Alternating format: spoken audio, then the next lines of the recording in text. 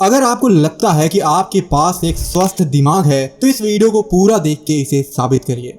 वैसे ऊपर वाला दिमाग तो सबको देता है, लेकिन इसकी हिफाजत हम में से कई लोग कर ही नहीं पाते। आज हमारी लाइफ स्टाइल और डेली हैबिट्स ही हमारे सबसे बड़े शस्त्र यानी कि हमारे ब्रेन को खत्म कर रही हैं। ये आदतें आपकी सोचने समझने की शक्ति को तो मार ही रही है, साथ में ये आपके दिमाग को भी फिजिकली डैमेज भी कर रही हैं। जैसे न्यूरॉन्स को खत्म करते रहना, ब्रेन टिश्यूज को डैमेज कर देना। इन सब का असर दोस्तों बहुत ही दुखदाई होता है। इसलिए आज मैं आपको 7 ऐसी ही गंदी आदतों के बारे में बताऊंगा जिसे खत्म करके आप अपने दिमाग को डैमेज होने से बचा सकते हैं।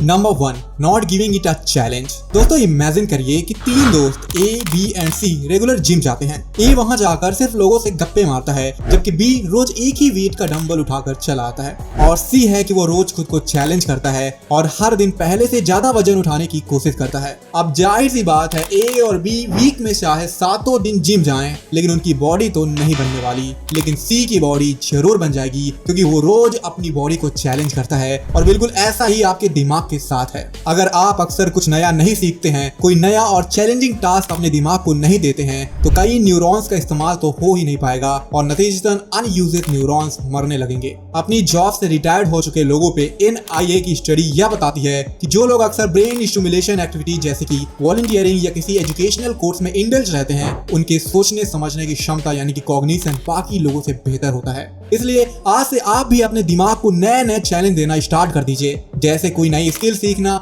माइंड गेम खेलना या रीडिंग करना। याद रखिए कि दिमाग की न्यूरॉन्स एक ही पॉलिसी पे काम करते हैं, यूज इट और लूज इट।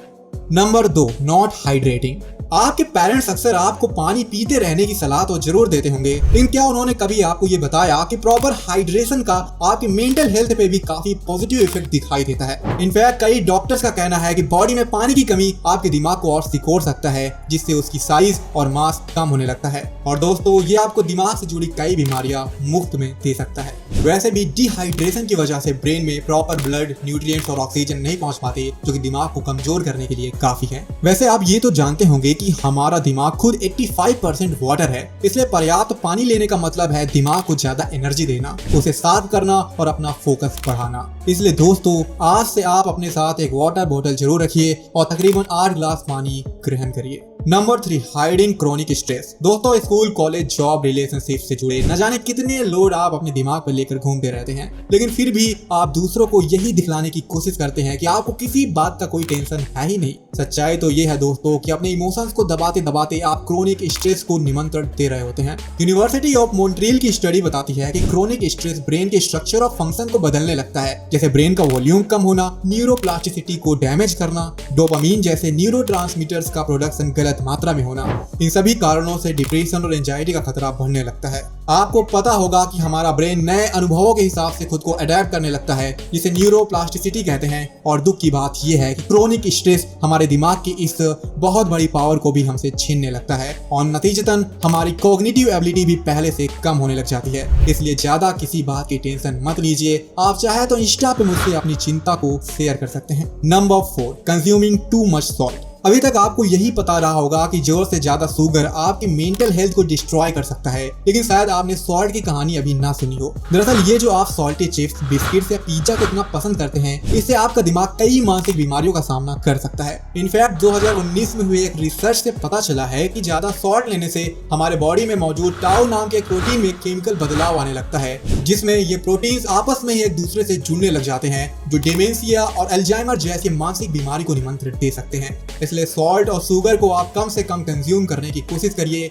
इसका पॉजिटिव इफेक्ट आपको अपने मेंटल हेल्थ पे जरूर दिखाई देगा। Number 5, multitasking. दोस्तों क्या आप एक मल्टीटास्कर हैं? मतलब कि क्या आपको एक साथ कई काम निपटाने की गंदी आदत है? वैसे कुछ लोग मल्टीटास्किंग में बहुत तेज होते हैं, तो कुछ लोगों का हाथ इसमें ढीला होता है, लेकिन सच्चाई तो ये है कि मल्टीटास्किंग हमारे दिमाग के लिए तनिक भी सेहतमंद नहीं है। इससे हमारा काम तो अच्छे से होता नहीं है, ऊपर से हमारी फोकसिंग पावर भी कमजोर होने लगती है। दरअसल स्टैनफोर्ड यूनिवर्सिटी की एक स्टडी ये दर्शाती है कि मल्टीटास्किंग की वजह से हमारे अटेंशन टाइम तो कम होता ही है और दिमाग की प्रोसेसिंग पावर भी कम होने लगती है। इसका हमारे शॉर्ट टर्म और लॉन्ग टर्म मेमोरी पर भी नेगेटिव असर दिखाई देता है। यूनिवर्सिटी ऑफ एसेक्स में कुछ ऐसे लोगों का ब्रेन MRI देखा गया जो एक साथ कई डिवाइस पर काम कर रहे थे। इसमें देखा गया कि मल्टीटास्कर के दिमाग का वह हिस्सा जो एम्पैथी और इमोशंस को कंट्रोल करता है उसकी डेंसिटी कम हो रही थी। इसलिए दोस्तों बेहतर यही होगा कि आप एक टाइम पर एक ही काम को अंजाम दें, एक प्रॉपर शेड्यूल के साथ अपना काम करें। इससे आपका वर्क परफॉर्मेंस तो बढ़ेगा ही और साथ में आपका अटेंशन टाइम भी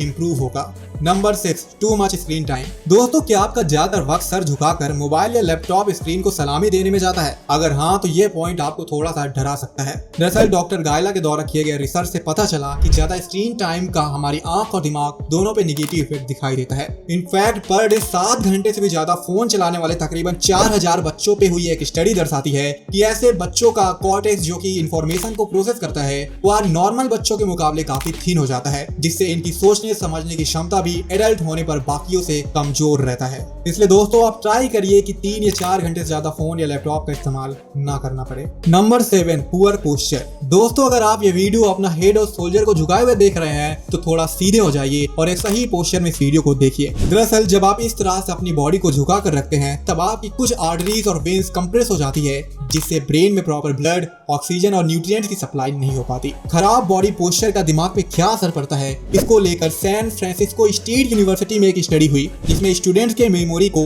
2 कंडीशन में टेस्ट किया गया। इसमें उन्हें पढ़ी हुई चीजों को याद करके बताना था। एक कंडीशन में बच्चों का बॉडी पोस्चर स्ट्रेट था और दूसरे कंडीशन में स्लाउचिंग था। सही बॉडी पोस्चर के केस में तकरीबन 87% लोगों ने बिल्कुल सही याद करके बताया, जबकि खराब बॉडी पोस्चर में तकरीबन 86% स्टूडेंट्स को पढ़ी हुई चीज याद करने में काफी दिक्कत हो रही थी। इसलिए मतलब बिल्कुल साफ है कि आपके बॉडी पोस्चर का आपके दिमाग से रिश्ता काफी पुराना भी है और गहरा भी है। इसलिए दोस्तों अपने बैकबोन, शोल्डर और हेड को सीधा रखने का प्रयत्न करिए। ये ना सिर्फ आपको अट्रैक्टिव दिखने में मदद करेंगे बल्कि ये आपके दिमाग को भी हेल्थी रखेंगे। तो दोस्तों इनमें से कौन सी हैबिट को आप आज से ही त्यागने का विचार कर लिए हैं? कमेंट बॉक्स में जरूर बताएगा। मिलते हैं अगले वीडियो में। बहुत बहुत धन्यवाद। जय हिंद।